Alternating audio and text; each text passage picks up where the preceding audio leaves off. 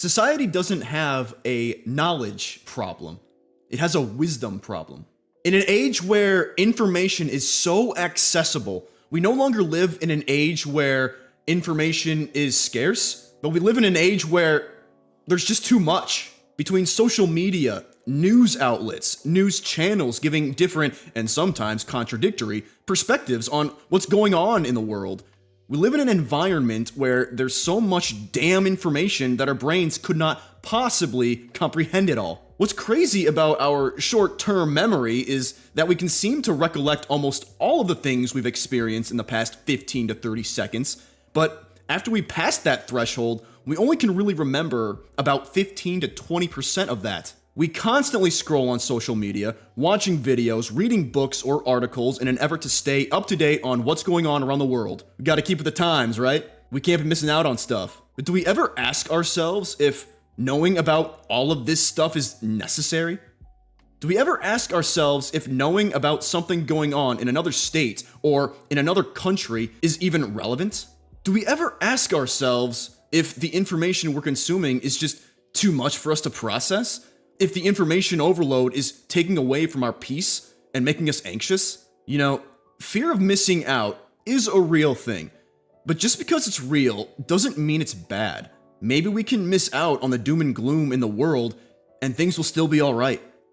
Maybe we don't have to consume content that satisfies our addiction to outrage.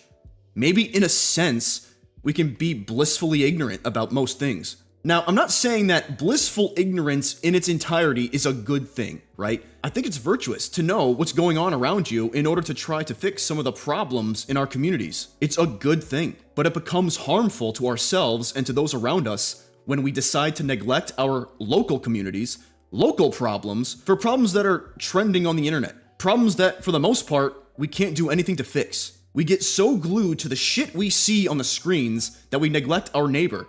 We neglect the problems that we can actually solve. We choose to get outraged over homeless encampments several states away while neglecting to feed the homeless in our own area. We give more attention to a war on the other side of the world than we do the welfare of our own communities. And let me get one thing straight. I'm not accusing anybody here. I do this too. What I'm trying to say is that we consume way too much of this information, and that excess information is hurting our ability to actually make a difference in the world. It's making us less able to help others because we're so distracted by the content we see on TV and in our phone. A wise man once said that social media was ruining the fabric of society. But I would even take it a step further. Information itself is ruining the fabric of society. There's so much information out there that nobody knows what's true anymore. We're at the point now where we see something online that we agree with, and if we ever see any argument against what we believe, then that person's just lying. And I've always been right. There's so much information to disseminate that we choose to do nothing out of the sheer effort it would take to do so. So it's not all our fault for being neglectful like this. We've fallen into the trap of media-induced information overload. Now, I don't actually think that term exists, but it does now. We become so addicted to social media that we can't stop consuming content. And this content exposes us to so much information that our brains can't handle it all. Consuming information is not inherently bad, like I said, but that does not mean that you need to learn about literally everything. Information is not inherently good either. Acquiring information for the sake of acquiring information is not always virtuous. Most of the time, we convince ourselves that what we're looking into is actually important to know, when in reality, it's just not the case. So I've been reading The Imitation of Christ by Thomas Kempis, and in that book, there's a passage that rings true to me, and here it is. What good is much discussion of involved and obscure matters when our ignorance of them will not be held against us on Judgment Day?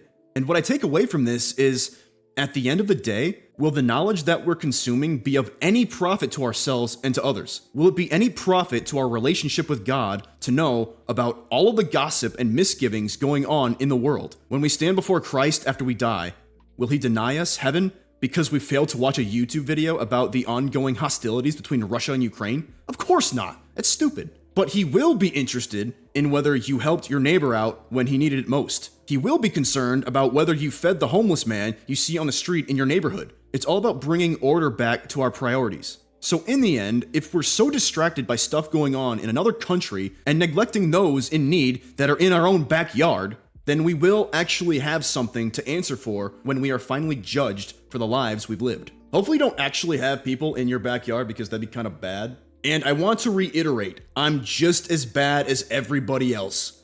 This is also a confession on my own part for partaking in the vain accumulation of needless knowledge. We can all do better, because if we stop consuming the doom and gloom and all focused on what's going on in our own communities, then the world will be a much better place.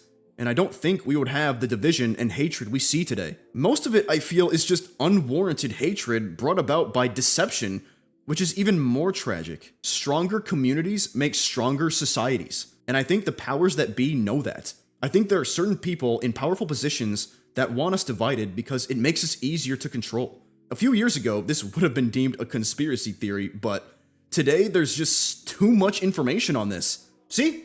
Not all information is bad. You know, I think back to how I used social media in the past and how much filth I was consuming. So much junk information. Facebook, TikTok, Instagram, Twitter, especially Twitter, and even YouTube to a degree, are the McDonald's of content.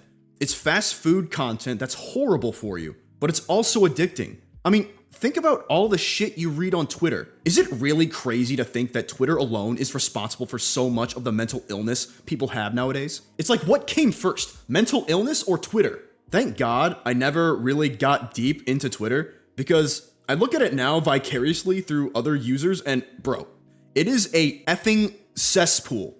And now it's a cesspool with an AI girlfriend. Yeah, we're actually cooked. I'm telling you. All of this is going to bite us in the ass very soon. You think society is bad now? If we don't start reining in this kind of social media use, society is going to get way worse. Save this video. It's going to get really bad. Social media psychosis is a thing. Now we have AI-induced psychosis. People are losing their minds because of this stuff, and nobody bats an eye. This shit will destroy us, and nobody seems to care. I'm blowing the whistle, damn it! But don't listen to me, I'm just a dumbass with a camera and a mic on the internet. I would say that the majority of the information we consume on a daily basis is completely unnecessary. They're distractions keeping us from being our best selves to the people around us. It paralyzes us and stunts our personal growth. You want to grow as a person? Don't tweet about helping someone, just actually do it. Don't virtue signal, just live a virtuous life. Don't say you love everyone, then condone violence on Twitter. We need to stop talking big game and start living it. There's too many people pretending to be virtuous so they can look good online. Be the actual difference. If you're a part of a community, online or in person, seek to serve that community in any way you can.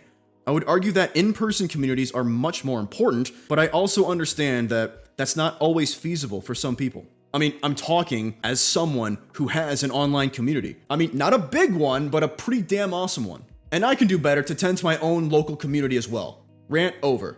I hope you guys found something beneficial from this video. I hope I've earned your subscription. It really helps me out and gets this message out there to more people. And let me know in the comments what you guys think. Do you guys struggle with social media or excess content consumption? Let me know. We're a community here. We help each other out. I also stream on Kick and Twitch. Make sure to follow me over there. I would love to have you. I play video games, we have conversations, and it's a lot of fun. I appreciate each and every one of you. Make sure you do something to serve someone that you're close to today. And until next time, I'll see you guys in the next one.